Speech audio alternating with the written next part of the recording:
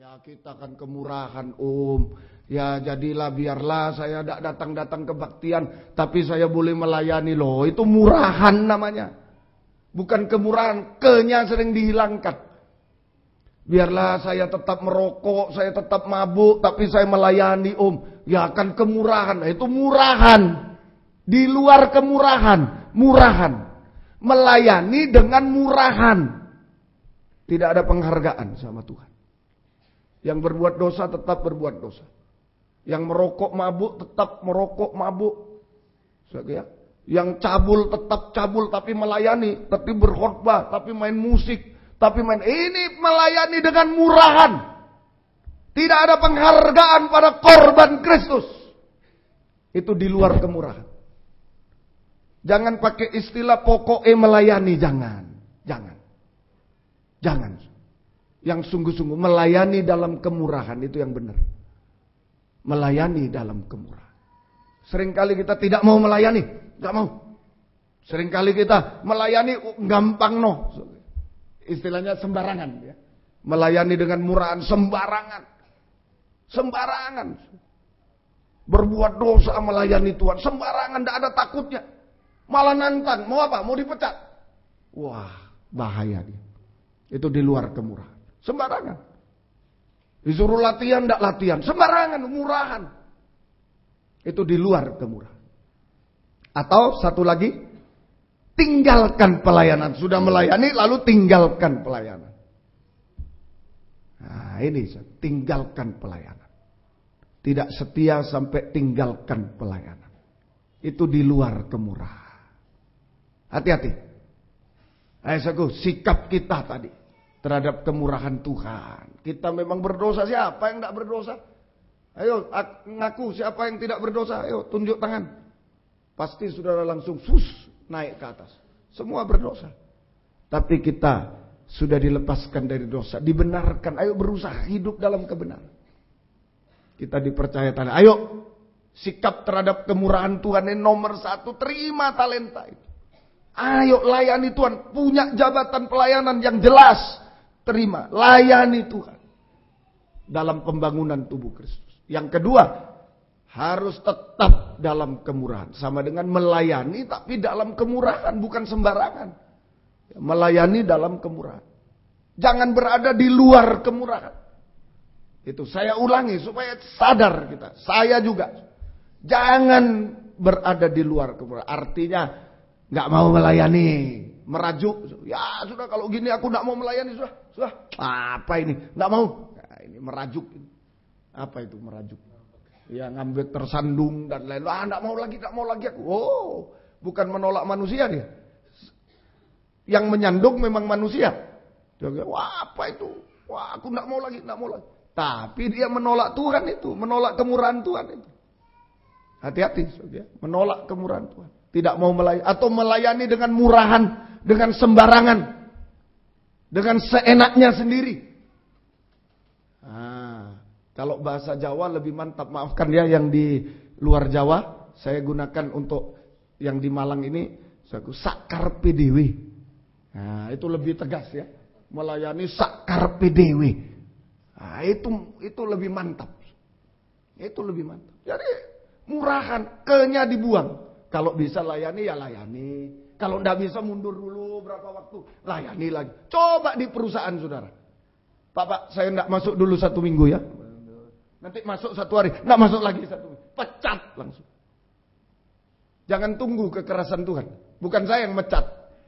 Kekerasan Tuhan. Kalau tidak kemurahan Tuhan. Di luar kemurahan Tuhan. Berhadapan dengan kekerasan Tuhan.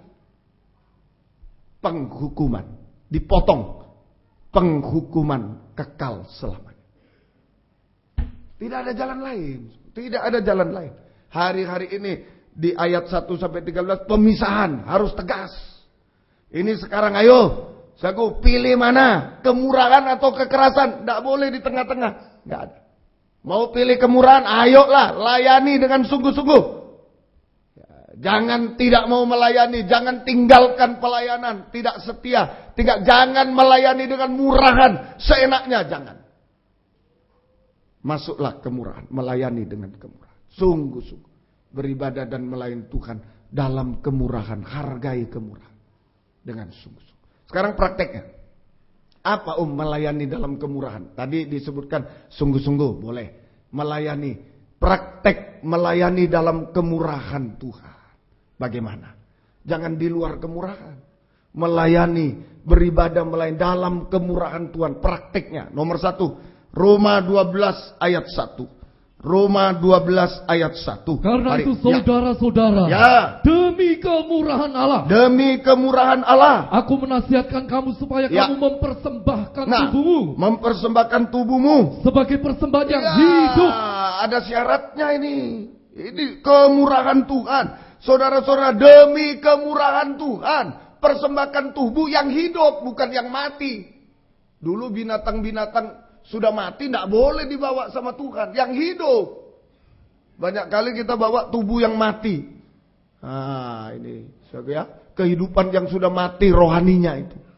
Terus, yang kudus. Yang kudus, bukan yang cemar. Binatang yang cemar, permisi saku, ada kudisnya dulu ya, itu ya, ada kudisnya, ada apanya, cemar. Tidak boleh dipersembahkan sama Tuhan. Wah, kita kok enak. Malah om tolong anak saya ini pemabuk ini, suruh main musik biar bertobat lah. Salah besar. Malah hamba Tuhan yang begitu saja. Sering kali sesama hamba Tuhan, biarlah tak taruh di Malang aja. Ini anak saya pemabuk, biar main musik dulu biar bertobat. Wah, salah besar itu. Bawa binatang yang cemar. Wah, enggak boleh itu. Enggak bisa itu. Terus lagi. Dan yang berkenan kepada itu adalah ibadahmu yang sejati. Tidak semua pelayanan sejati diterima oleh Tuhan. Kain melayani, Habel melayani, hanya Habel yang diterima. Jangan asal-asal, ya biarlah pokoknya kita sudah melayani. Oh jangan, nanti terjadi pemisahan. Habel dan Kain bukan. Kalau saudara baca Alkitab, bukan Kain mencuri, Habel mempersembahkan korban. Jadi Habel diterima, Kain ditolak. Tidak. Kain mempersembahkan korban, Habel mempersembahkan. Tapi satu yang diterima, yang satu buang. Tidak sejati. Di luar kemurahan Tuhan. Ayo, kita melayani di dalam kemurahan Tuhan. Prakteknya nomor 1, yaitu beribadah dan melayani Tuhan dengan mempersembahkan tubuh yang hidup, kudus dan berkenan kepada Tuhan. Bukan cuma bawa hidup ini, tubuh yang hidup, kudus dan berkenan kepada Tuhan. Jangan asal datang ibadah pelayanan, tapi kita bawa kehidupan yang hidup, tubuh yang hidup, kudus dan berkenan. Mulai dulu. Jadi beribadah itu mempersembahkan, bukan mencari sesuatu. Banyak salah juga. Ayo ibadah ke gereja sana, kita diberkati. Oh, mencari berkat, salah. Kalau ibadah mencari berkat, permisi, sama dengan gunung apa itu, orang datang, bawa berkat di situ. Iya kan? Pergi ke gunung kan bilang beribadah. Saya tidak sebut gunungnya loh ya. Pokoknya pergi ke gunung, pergi ke pohon beringin, pergi ke batu. Batu maksudnya bukan kota batu, batu besar. Nah, itu batu ini besar ini, bawa sesajen. Supaya apa? Diberkati. Loh, ke gereja kok sama? Ke gunung, ke batu. Salah.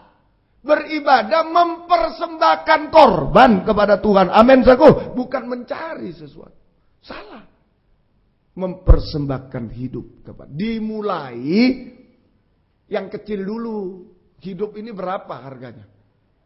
Mempersembahkan tubuh yang hidup, kudus, berkenan. Dimulai dengan persembahan perpuluhan dan persembahan khusus dulu, yang kecil dulu. Serahkan sama Tuhan. Mulai dari Wijaya. Saya sebagai gembala, kalau tidak perpuluhan kepada Tuhan, bagaimana yang kecil saja tidak dipersembahkan? Oh Tuhan, Bapakku persembahkan tubuhku, geleng-geleng Tuhan. Tidak, bohong-bohong. Perpuluhan saja kamu takut kok. Wah, jangan perpuluhan. Wah, bagaimana mempersembahkan tubuh seluruhnya? Dimulai dengan persembahan yang terkecil, perpuluhan persembahan khusus.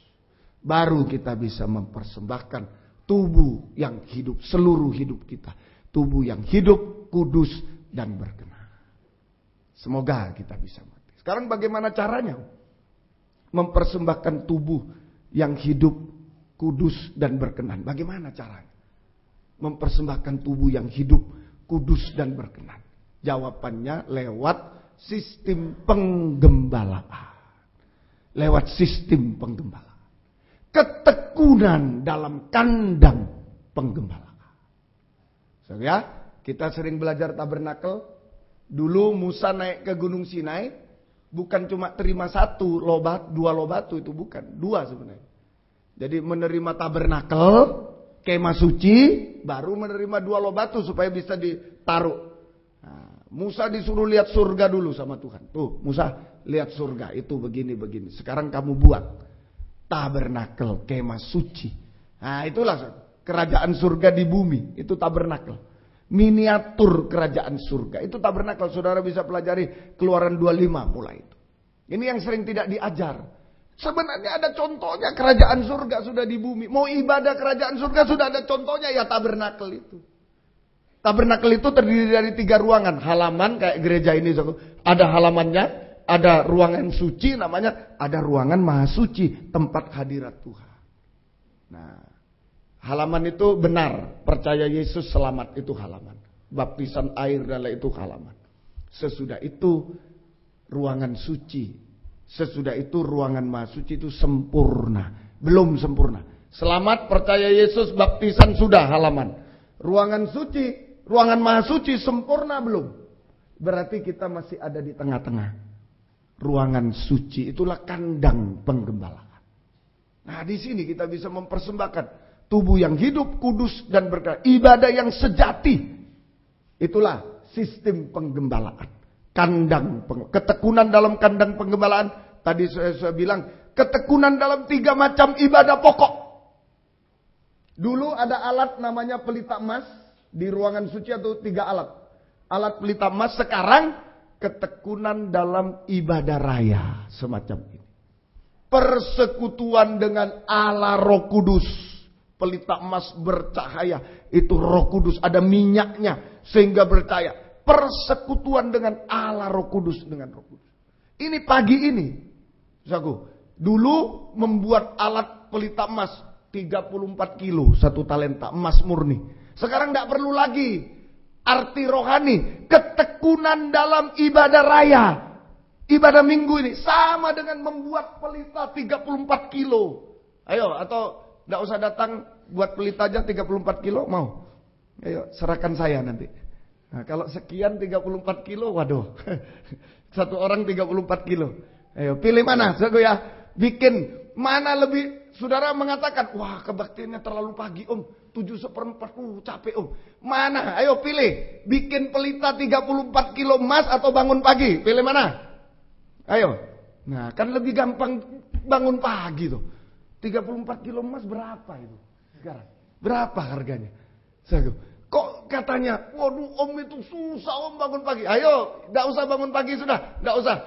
Bawa 34 kilo aja nanti sore. Ya, enak tidur pagi ini, nanti sore bawa 34 kilo sini. Susah itu. Sekarang sudah dipermudah. Amin, saudaraku. Dipermudah sekarang. Ketekunan dalam ibadah raya. Ayo, persekutuan dengan Allah Roh Kudus. Roh Kudus. Yohanes 6:63. Tubuh manusia ini tak berguna, daging tak berguna. Harus ada Roh Kudus supaya hidup. Roh Kudus yang menghidupkan. Nah, ini tubuh yang hidup. Ya. Jadi dalam kebaktian pendalaman kebaktian ibadah raya ini saudaraku, kita bisa menghasilkan tubuh yang hidup. Tubuh yang dikuasai Roh Kudus. Yohanes 6 ayat 63. Mari. Ayat 63. Ya. Rohlah yang memberi hidup. Rohlah yang memberi hidup. Daging sama sekali tidak berguna. Ya, daging tidak berguna, bahkan mati, binasa daging. Roh yang memberi hidup. Jadi dalam kebaktian ibadah raya, kebaktian umum semacam ini, Roh Kudus, kita bersekutu dengan Roh Kudus. Roh Kudus memberikan hidup sama dengan tubuh yang hidup. Nah, Roh Kudus ini saudaraku yang menghasilkan tubuh yang dikuasai Roh Kudus, itu sama dengan tubuh yang hidup. Nah, tubuh yang dikuasai Roh Kudus. Kalau tidak ada Roh Kudus, tubuh itu, daging itu